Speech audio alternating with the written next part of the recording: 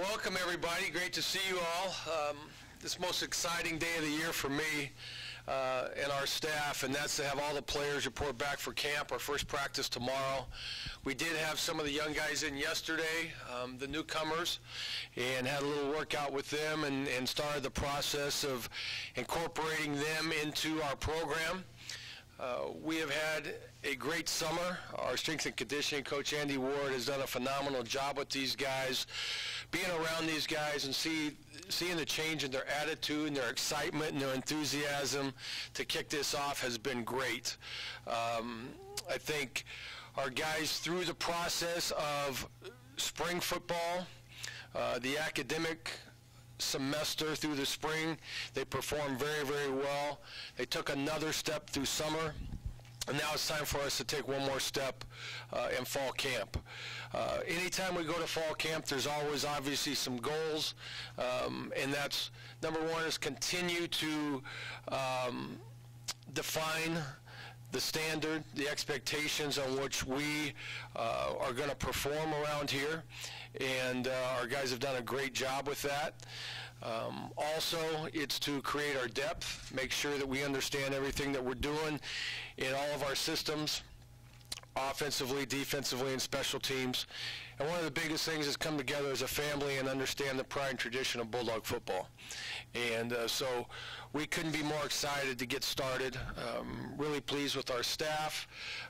Thought we did a great job through recruiting. There's a lot of newcomers that are here that we're excited to have on our team and in our program, and looking forward to what their contribution may be. And so just a lot of excitement right now. Can't wait to kick it off tomorrow. So with that, any questions? Well, questions from the floors, please use this mic and let me know who wants to ask the first question. Let me say one more thing while you all are shy and not asking questions. It's my great honor today to announce that we're going to be retiring Derrick Carr's jersey on September 2nd. It's an awesome thing. I don't think there's any better ambassador that we could ask for with Derrick Carr. Obviously what he did on the football field, of conference championships, players of the year, numerous school records, academic All-American, so he balanced it on and off the football field, which is always what we're looking for. Obviously, as he has gone on into the NFL, has done very special things. I feel that I have a extra personal gratification of this, because when David was here and he was 5 years old, he was out there, we were doing drops when he was 5 years old with his Nerf football. So it's awesome to see him this many years later, having his jersey retired here and being such a great ambassador for our university and our football program. So that's going to take place on September 2nd. The game is at 7 o'clock, and I believe it's going to be at halftime. Is that correct, Matt? So the other great thing about it is it works in his schedule with the Raiders, that he's going to have a little bit of time off, and he's going to be able to be here and be present for our opener, which I'm sure is going to excite the fans as well as our team for sure. And Coach, obviously that's something that will bring fans out and also honors great moments from the past. But what about the future? How big of an impact can that have on your current team and future teams, that you have a guy at the top of his game in that kind of spotlight with the richest deal in NFL history that's one of yours? Well, anytime that, you know, our guys go on and play at the next level, obviously Derrick is the most current, probably the highest profile guy. I think kids can aspire to that, you know, and to have Derrick to come back here before our opener and have a chance to talk to the team, I'm sure our guys are going to be really fired up to have that opportunity to hear him speak. Derrick always does a phenomenal job with that, of speaking to young men, and I'm sure that he will take it one step further with this team to let our guys know what it takes to get to that level. And Derrick's journey to get there, he'd always been a student of the game. He's always had a passion for football, but not just that, what type of person he is, which is first and foremost of how we represent our families, our university, our teammates. Derrick is absolutely a guy that we can take some mentorship from, and I'm sure our team is going to be really, really happy and excited to have him here. Questions from the floor?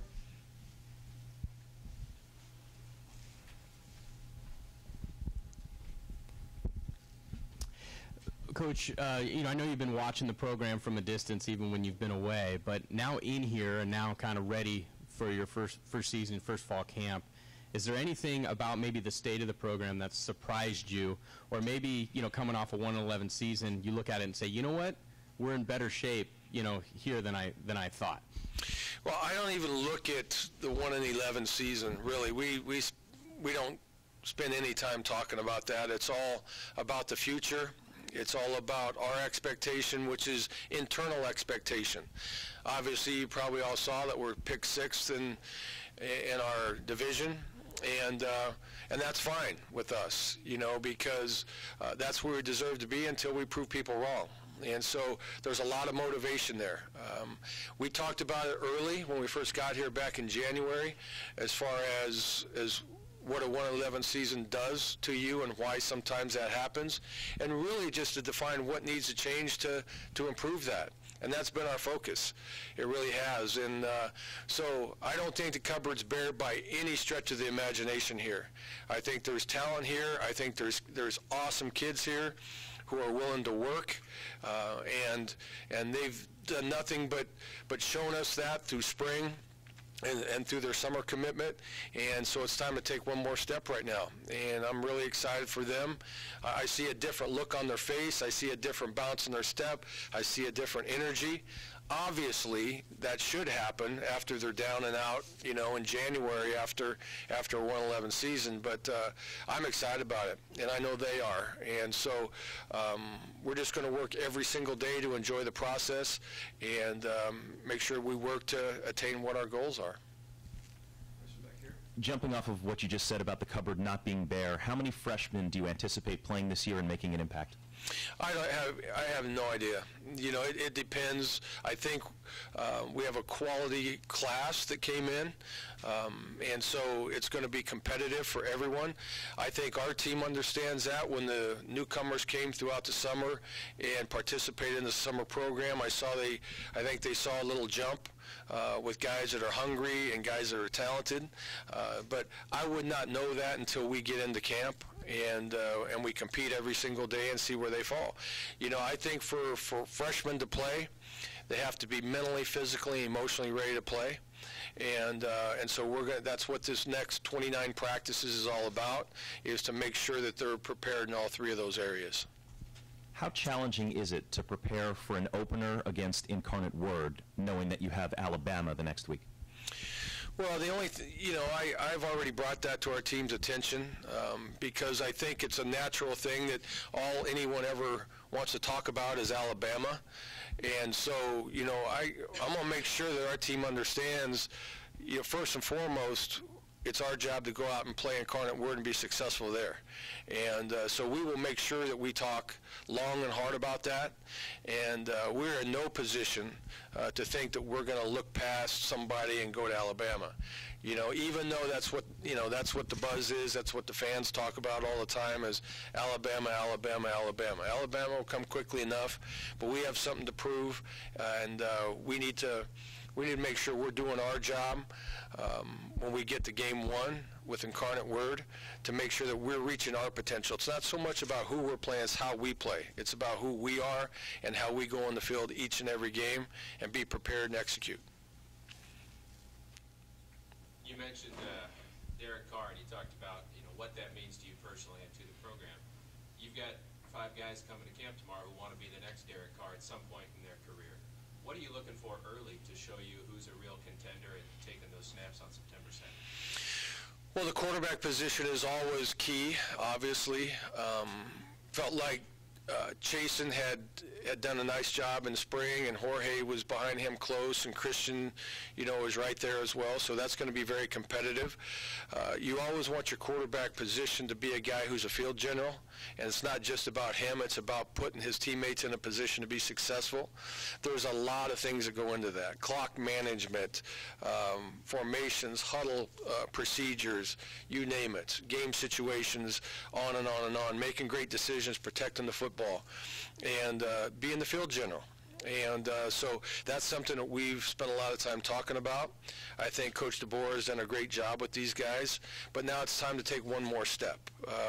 We're going to be a whole installation philosophy where they're going to get a lot thrown at them in the beginning, then we'll go back, then we'll do it again, and then obviously we'll pare it down to game planning. But there's going to be a lot on them, and they're going to have to make sure they're making great decisions, making plays, and putting other people on the team in a position to be successful. Do you have an early feel for what you're going to do splitting reps initially? That will play out early on in camp. We'll do what our A reps are, which everyone will get equal amount of reps, and then as we move forward into camp, the 1s, 2s, and 3s, the 1s will get most of the reps, the 2s next, and then as we go, the 3s will diminish a little bit as far as that, but that won't be until like the second week of camp. We're going to give everyone an opportunity to show what they can do. Anybody else?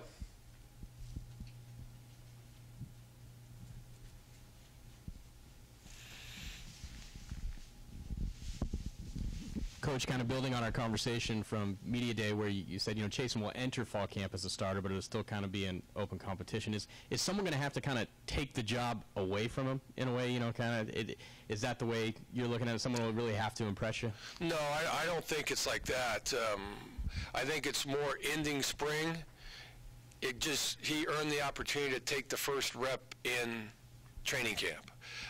It's very close. And so it's going to be competitive from day one, and it may go back and forth every single day in camp. If one guy performs one way, then Jorge may get the first reps the next day. So it's an ongoing process, and it's going to be very competitive. So no, there's not that huge gap there that says you are the guy and you have to lose the job. It's a situation where they have to perform each and every day, and then as we get closer to game time, the permanent starter will be announced at that point. Coach, here. Yes. So there's been a concentrated effort to really recruit the Valley this year. So how important is that been to your program to instill confidence in some of these kids, some of these homegrown kids, to get them to be a Bulldog? Yeah, no, we've said from day one coming in here that was going to be our focus in recruiting, was to make sure that we saturate the Valley, and we've been working long and hard with that. I think all of our recruits this year so far that are committed to us are all California kids, quite a few of them from the Valley.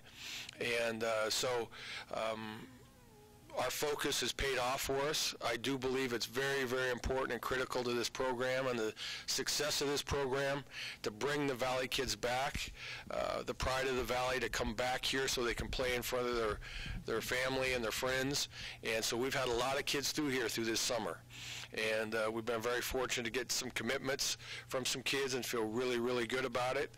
And we will continue that because I do feel like that's very, very important for the success and longevity of this program.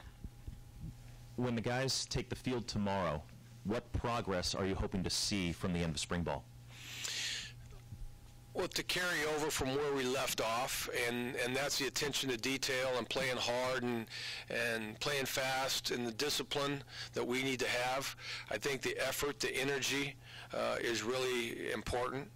We worked really hard in spring football to create a standard of running to the football and playing very fast, but playing with a lot of discipline.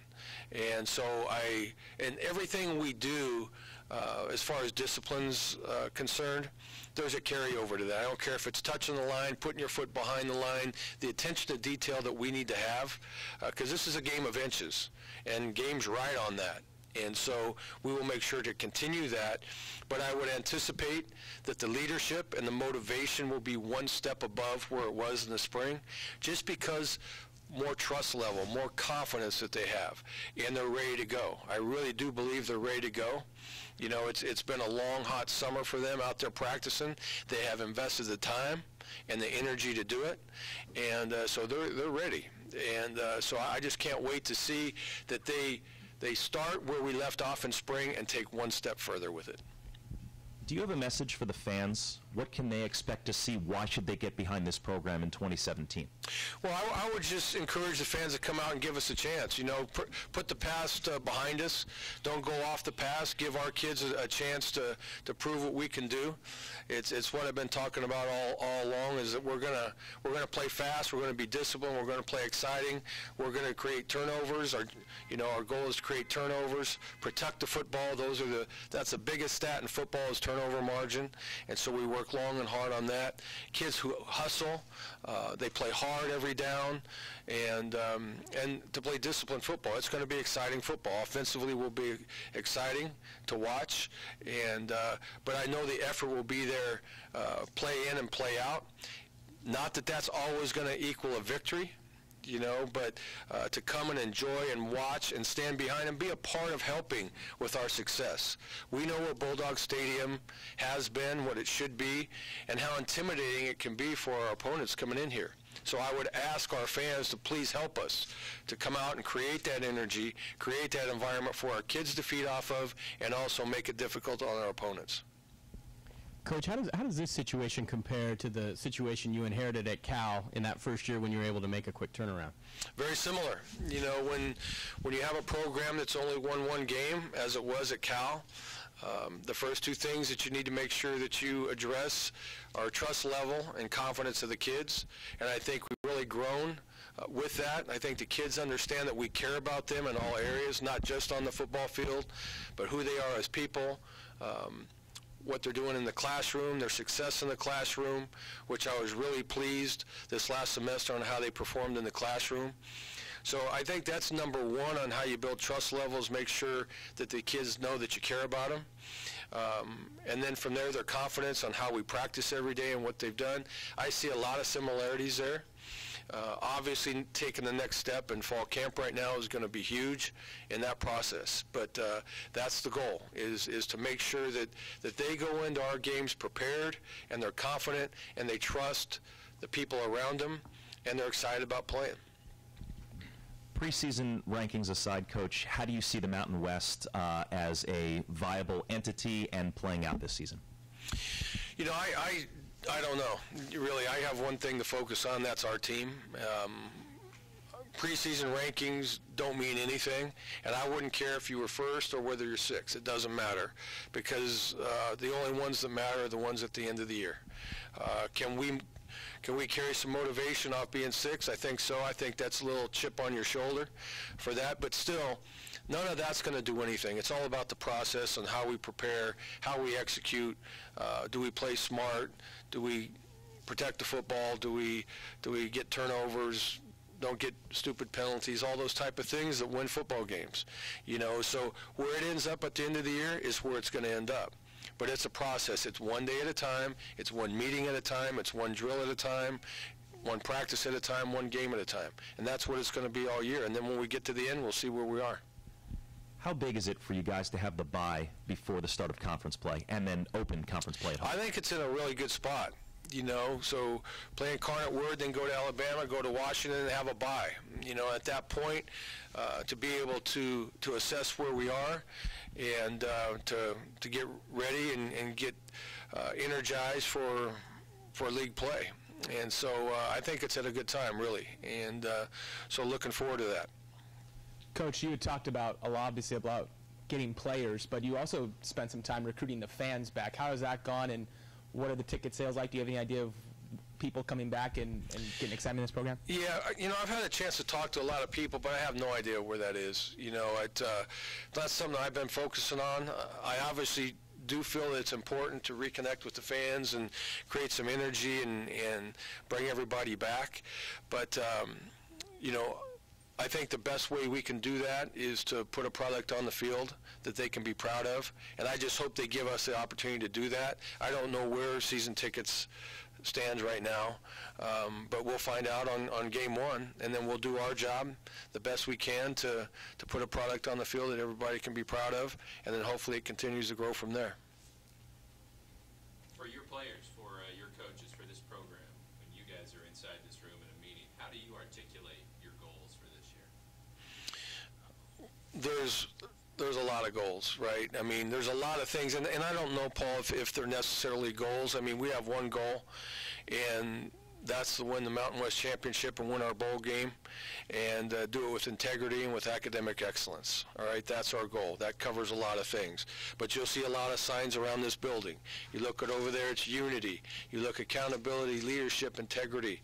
Okay, you look at all those things, team and focus, those type of things, the pride and tradition of Bulldog football. Cannot be entrusted to Team of the Week. A lot of the things, you'll see a lot of new signs around here, you know, where it's team, unit, and me. And that's the order that we have to take this. So there's every single day we will educate these kids on what this program is all about. Every day we will have a speaker that's in here, and it's about life lessons. You know, let's be real clear about this. Isn't just about winning football games. This is about creating an opportunity for these young men to have a great opportunity and a great experience here at Fresno State, to become men who can go out and be great examples in the community, be very successful.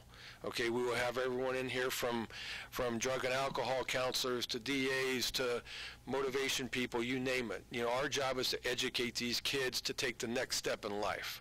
Okay, so this isn't just about football. It's not just about school. It's about making sure that we're there for them to be successful in life.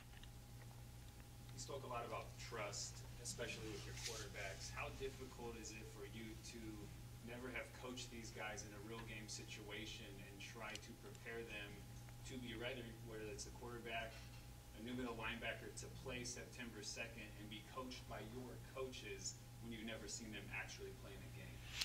The main thing is create those situations every day in practice, you know, and so we treat practice like a game. You know, and we need to practice with a purpose, right? They have to be deliberate practices.